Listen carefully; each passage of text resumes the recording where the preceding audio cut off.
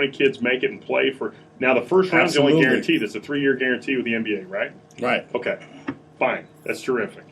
You get paid for 3 years guaranteed, no worries, no issues. Second round guys, 2-way contract. If you make the team, you get this. If you go to the NBDL, what's the difference if you decide to go to college 1 year or 2 year and you still enter in? You still have to make it. Though. They still have to say you're good enough. No but here's the deal. Here's what I think that they should do relative to that. Mm-hmm. They ought to allow the kids who do not get drafted and have signed with an agent to come back and play JUCO ball or play Division I or Division II. I think so too. Now, how about you talk about maybe, the NCAA with you talking about pay and all of that for these kids. Maybe they need to put incentives together for these kids that continue on through. I talked to a great gentleman this week, Bill Jones, over at George. He coaches. He's a great guy. I know him since I was a kid. He played basketball himself, and we had an excellent conversation. So I don't want to take credit for this, but we talked a lot about. You do for most everything. Only with you though, only with I take everything. Okay. That's how it is. But I don't blame you either. But main thing is he was just saying incentives. It's like there's different types of ways that we can put things together.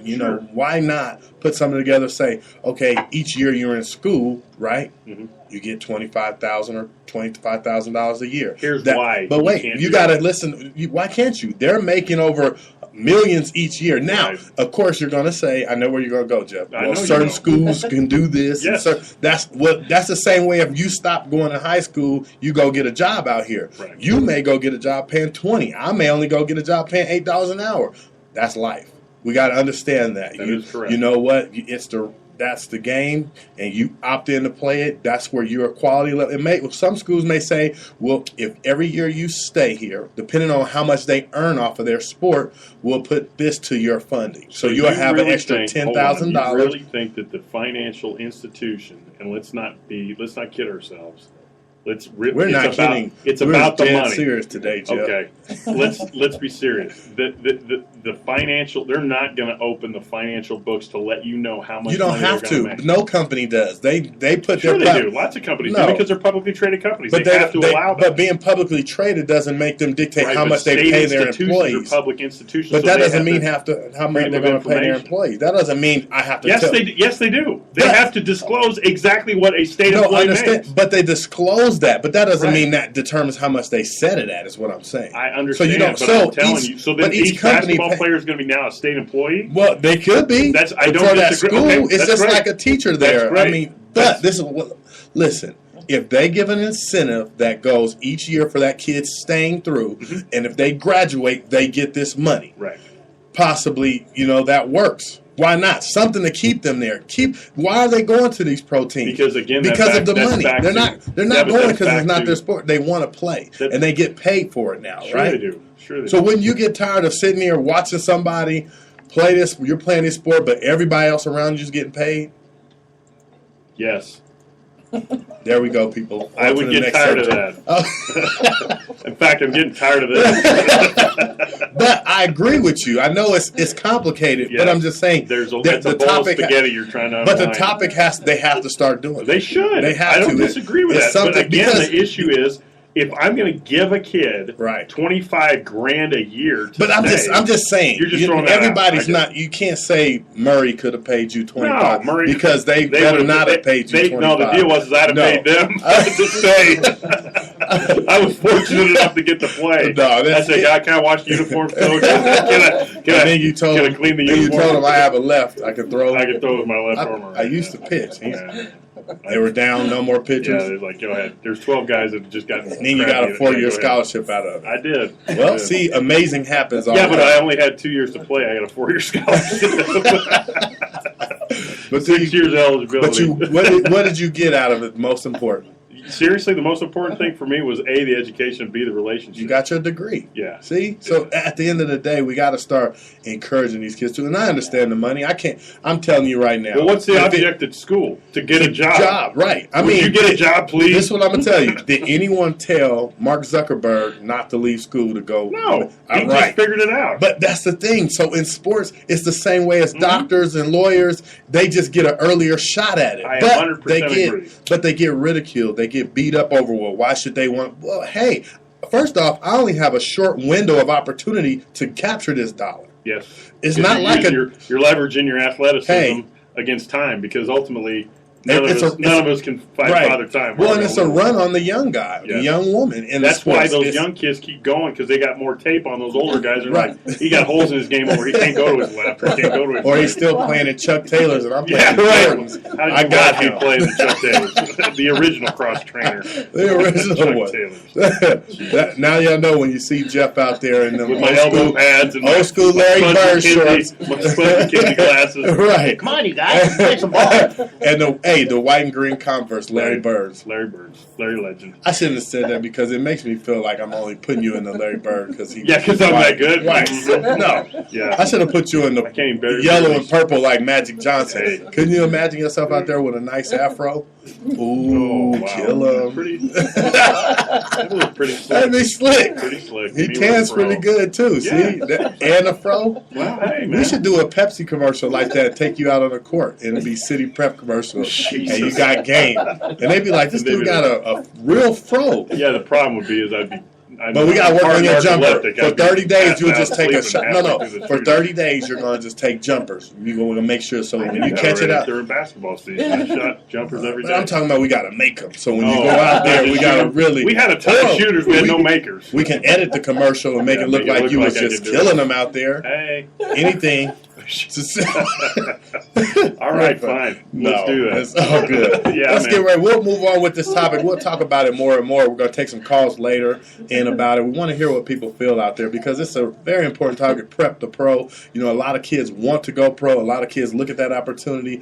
A lot of people don't understand why they want that opportunity, but it's an opportunity to make some money. And if they're taught right and learn, if someone teaches them the financial things as they're moving through that, they can be successful. You know, that's the key thing to it. And to be able to earn, you may only have 2 years, 3 years, 4 years, and you earn, say, $5 million.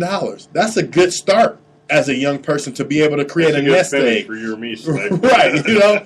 But that's a way to, you start your life off in your career to be able to move forward. So let's get ready to move on. We have two great people in the studio today. We have Coach Wendell and we have Tasha Golden on. So we want to get them on and we want to talk to them about what they're doing today and what's going on in their sports life. We'll start here with Tasha Golden. Tasha, you had an opportunity. You came up at, and I'll tell people this. Normally I'll let you in, but you came up at Denver East. I did. And you played under Betsy Allen as a coach. She was a tough coach. She was, aggressive. She really knew what she was doing. So you have that same type of spirit in you. I know that because if you're able to stay playing, you're able to. You had to battle through that. So I would like to just talk about your experiences coming from East and what you're doing now, and we can just get the rolling from there. Well, I did play for Denver East. Everybody think that I started freshman year.